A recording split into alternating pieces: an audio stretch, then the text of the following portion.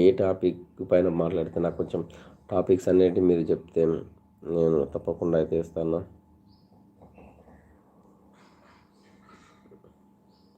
ఎవరైనా bad comments పెట్టినా పట్టించుకోవద్దు. మనం నిజాయితీగా చేయాల్సిన భగవంతుని ఆశీర్వాదాలు ఎప్పుడు ఉంటాయి. అవునన్నా, తప్పకుండా నేనైతే బ్యాడ్ కామెంట్స్ పెట్టిన వాళ్ళని అయితే పట్టించుకోవడం అంటే నేనైతే నా అడ్వైజ్ అయితే వాళ్ళకి ఇస్తానన్న. ఎందుకంటే నేనెవరో వాళ్ళకి తెలియదు, వాళ్ళెవరో నాకు తెలియదు. నాతో మంచిగా ఉంటే నీ ఇంటి పక్క వాడిని కాదు కదా.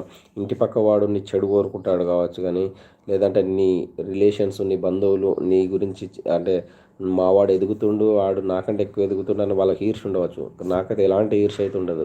నువ్వెవరో నాకు తెలియదు. జస్ట్ ఎప్పుడన్నా నేను అటు వచ్చినా, లేదంటే నువ్వు ఇక్కడికి హైదరాబాద్కి వచ్చినా, అన్న నీకు హైదరాబాద్లో ఉన్నా అన్న, ఎవరు నాకు ఎక్కువ పరిచయం లేరు హైదరాబాద్లో, ఒక 2 minutes వస్తావా అని అంటే మనం వచ్చి కలిసి వెళ్ళిపోయే వాళ్ళం అంతే అన్న. అంతవరకే కూడా నా ఫ్రెండ్షిప్ కూడా ఎక్కువ కూడా పెట్టుకోనన్న. ఎందుకనంటే రోజులలో బాగాలేవన్న. చాలామంది నమ్మి, చాలామంది హెల్ప్ చేసి కూడా చాలా లాస్ అయ్యాను. అన్న అన్న అన్న అనుకుంటేనే మన కిందనే గోతులు తవ్వే వాళ్ళు చాలామంది తయారైపోయారన్న. చూస్తున్న చాలా వరకు. సో ఏంటంటే అలానే అందరు ఉంటారని కాదు సమాజంలో. ఏంటంటారు, నేను రాకేష్ మాస్టర్తో కొంచెం ట్రావెల్ చేశాను కాబట్టి చాలా వరకు ఆయన చెప్పిన మాట ఒకటే అన్న, మార్పు చెందినవాడే మనిషి అని అంటారు. సో ఎవరైనా కూడా మార్పు చెందాలి, మారాలి.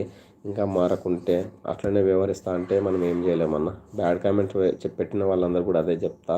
ఎందుకంటే మారండి, మార్పు చెందిన వాళ్ళే మనిషి. ఆ మాట నాకు చాలా బాగా